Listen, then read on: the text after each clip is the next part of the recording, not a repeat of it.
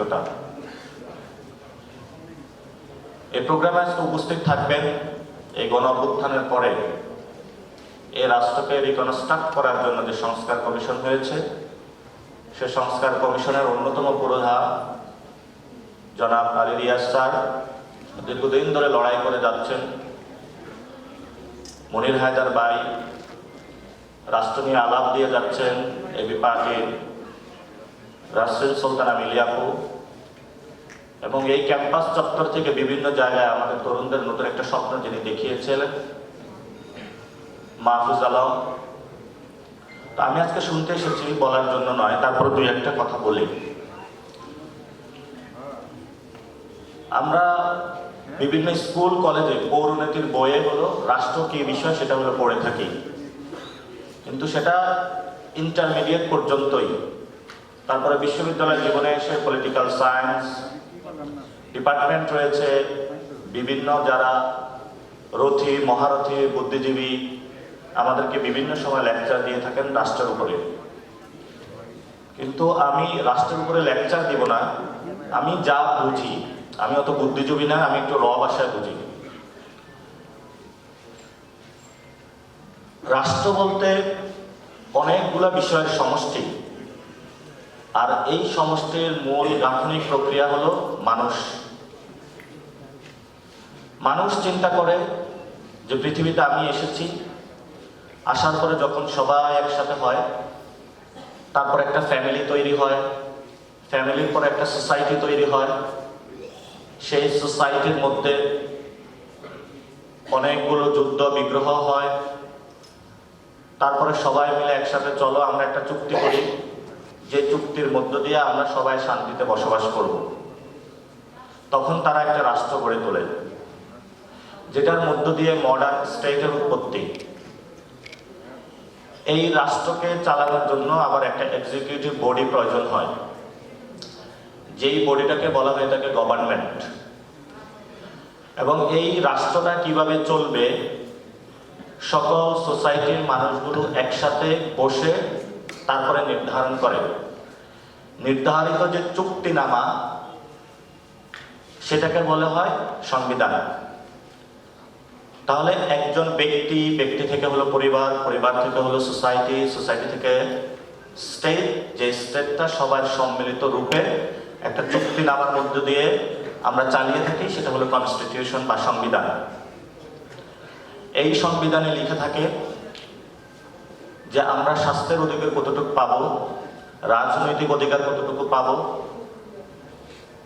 আমাদের শিক্ষার অধিকার কতটুকু পাবো, তুমি সাদা আমি কালো, দুজনের মধ্যে পার্থক্যের জায়গা থেকে আমরা কে কতটুকু অধিকার পাবো, তুমি নারী আমি পুরুষ, এই সমাজের মধ্যে কে কতটুকু অধিকার পাবো, সবাই একসাথে বসে একটা চুক্তিনামা করে। তবে এই চুক্তিনামা করার আগে ব্যক্তি একটা গড়ার মধ্য দিয়ে যায় বা পুনর্গঠনের মধ্য দিয়ে যায়। ব্যক্তি থেকে ফ্যামিলি একটা পুনর্গঠনের মধ্য দিয়ে যায়। যখন একটা ভালো ফ্যামিলি হয়, তখন ওইটার থেকে একটা ভালো সোসাইটি বা সমাজ গড়ে ওঠে। এই সমাজকে কেন্দ্র করে অনেক রথী মহারথী বুদ্ধিজীবীরা কাজ করেছেন। পুরো বিশ্বে অনেক ধরনের সমাজ রয়েছে। এই সমাজে আবার রিকনসিলিয়েশন প্রয়োজন হয়, যে রিকনসিলিয়েশন প্রসেসের মধ্য দিয়ে একটি পর্যায়ে গিয়ে আমরা হলো স্টেটটা গঠন করতে পারি। রাষ্ট্র গঠনের পুনর্গঠনের প্রক্রিয়াটা বা গাঠনিক প্রক্রিয়াটা আমেরিকাতে বড় আকারে শুরু হয়েছিল, কিন্তু এর পূর্বে তারা অনেকগুলো সিভিল ওয়ারের মধ্য দিয়ে গিয়েছিল। সিভিল ওয়ারের পরে সবাই বসার পরে বললো যে আমরা এভাবে আমেরিকা রাষ্ট্রটা চালাবো। আসলে রাষ্ট্র হয়েছে কিনা, তবে এই প্রশ্নের সমাধানে আমি যাব না বাংলাদেশ রাষ্ট্র হয়েছে কিনা। তবে রাষ্ট্র হওয়ার পূর্বে একটা সিভিলাইজেশন প্রয়োজন হয়। তো মোটা দাগে আমাদের এই এশিয়াতে মঙ্গোলিয়ান সিভিলাইজেশন আছে, চৈনিক সিভিলাইজেশন আছে, পার্সিয়ান সিভিলাইজেশন আছে, বোম্বের যারা মারাঠি সিভিলাইজেশন আছে, পাঞ্জাবি সিভিলাইজেশন আছে। কিন্তু বাঙালি যে সিভিলাইজেশন, সেই সিভিলাইজেশন আর আমরা এখনো পূর্ণতম প্রক্রিয়া এখনো পৌঁছতে পারি নাই। যদি সিভিলাইজেশনের পূর্ণ প্রক্রিয়া আমরা পৌঁছতে না পারি, তাহলে যতবারই স্টেট গঠন হবে সেই স্টেটটা হলো ধসে পড়ে। তাহলে সিভিলাইজেশনের সেই প্রক্রিয়াটা কি? সিভিলাইজেশনের সেই প্রক্রিয়াটা হলো আমরা এমন একটা সমাজে আবদ্ধ হব, আমাদের সংস্কৃতি থাকবে, আমাদের ভাষা থাকবে, আমাদের ধর্ম থাকবে, আমাদের সোসাইটাল কোএক্সিস্টেন্সি থাকবে। আমরা যখন অনেক বিষয়ের সিভিলাইজেশনের মধ্য দিয়ে সমাধান করতে পারবো, যে সমাধানের মধ্য দিয়ে আমরা স্টেটের দিকে এগিয়ে যাব। তো এই বাঙালি সিভিলাইজেশনের জন্য কখনো বাংলা ভাষা আন্দোলন হয়েছে, কখনো এখানে স্বাস্থ্যের অধিকার নিয়ে আন্দোলন হয়েছে, কখনো শিক্ষার জন্য। এটা শুধু বাংলাতে না, ভারত উপমহাদেশে হয়েছিল। বিখ্যাত ব্যক্তি স্যার সৈয়দ আহমদ খান এখানে মুসলমানদের শিক্ষার অধিকারের জন্য লড়াই করেছিলেন। এখানে ব্রিটিশ কলোনিয়ালাইজেশন ছিল, তারপরে পাকিস্তানি কলোনিয়ালাইজেশন এসেছিল, এখন আবার আমরা ইন্ডিয়ান কলোনিয়ালাইজেশনের মধ্যে আছি। ফলত যদি বাংলাদেশ রাষ্ট্র হয়, রাষ্ট্ররূপে কল্পনা করা হয় আমাদেরকে, যখন আমরা আউটার সাইডে যাই, বাংলাদেশ রাষ্ট্রের বাহিরে, বাংলাদেশ বলতে তুমি কি বুঝো, যখন আমাদেরকে প্রশ্ন করা হয়, তখন আমরা কোনো উত্তর দিতে পারি না।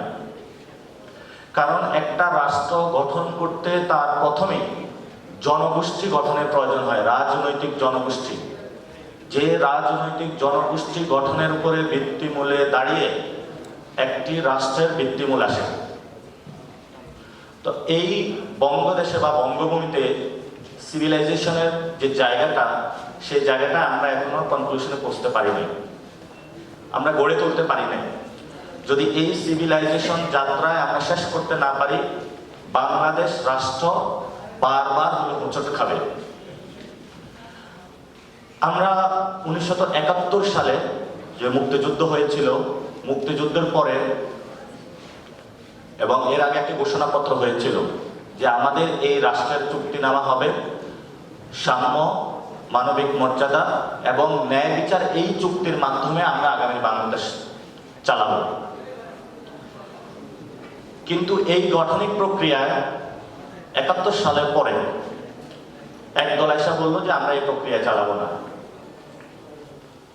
তখনই আমাদের সোসাইটিতে আবার নতুন করে ক্ষোভ, বঞ্চনার সৃষ্টি হলো।